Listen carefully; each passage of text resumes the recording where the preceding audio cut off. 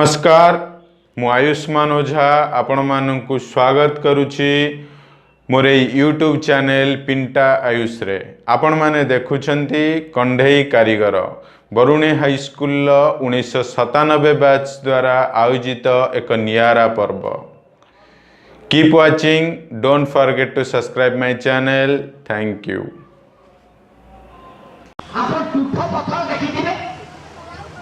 स्त्री लोक मैंने बड़ घसी घसी तुठ पथर चिकन हो जाए जोटा जिते अधिका कम करे से अधिका चिकन हुए। मो घर निकाले एते कथा भाभी कविता लिखुच कवि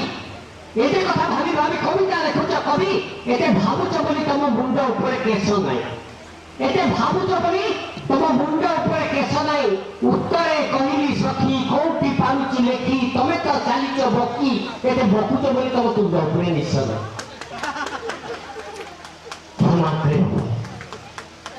97 बैच ये जगह बैच कथा उठे 97 बैच 96 बैच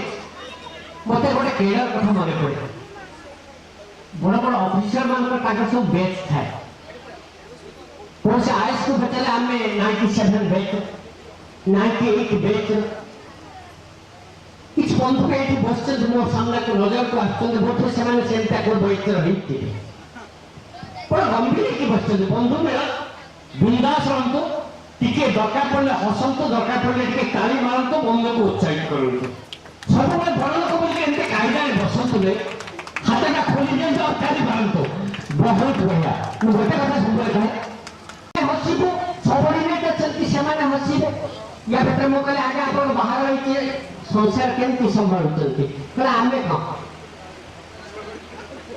सेटा करी नहीं हाथ अछि खोली की ताली मारतु ओठ अछि खोली की हसंतु आपण मान बंधु मिलन आपण मान प्रभु मु सब गोटे कथा कहे जीवा अछि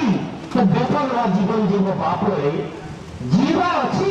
तो बेपरवा जीवन जीव बाप रे आजिकाली मनुष्य बंद जाए समस्त चाप रे जीवन आउ जी हो भाग माप रे मौसम रे आउ वर्षा होवे वर्षा भी होची तो केवल लघु चाप रे केवल लघु चाप रे केवल लघु चाप रे साथ दया करके बाणी बिगला बाणी बहुत बढ़िया आगे हमको 10टा बेले समय दिया बेसी बेसी 10टा समय आरंभ करेंगे बोलिके मत चाहूँ गोटे 5टा बेले कार्यक्रम अच्छे मत कौन परिस्थिति में 4टा सुधा पहुँचा पड़ो आरंभ कर किसी असुविधा नहीं मोटामोटी आरंभ कर बहुत बढ़िया आयोजन मो सीधा साधा प्रसंग को यथाशीघ्र आपण मैंने खरारे भी आपण मैंने भी छटपट होते बेसी छटपट करने चाहिए ये जो आयोजन प्रमाणित कर लंडा मुझे को लेके बहुत कथा कहती मत अनेक प्रश्न हुए कहीं लंडा होती कथा को घांटा हास्य छड़ा आउ कि कहे मु कहे मोर भी समस्या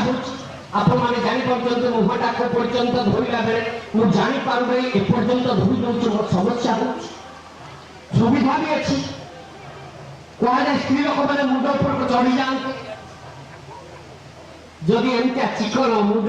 हो चढ़ी पारे ना जदि चढ़े खसी पड़े ये सुविधा भी अच्छी कि सब बड़ कथा हो व्यक्तिगत भाव मो माँ बापा को हरई 5 वर्ष पर माँ को हरई आज को 4 वर्ष है मो माँ को हरई आ माँ को हरैला से माँ स्मृति को साइती रखा आज पर्यंत मो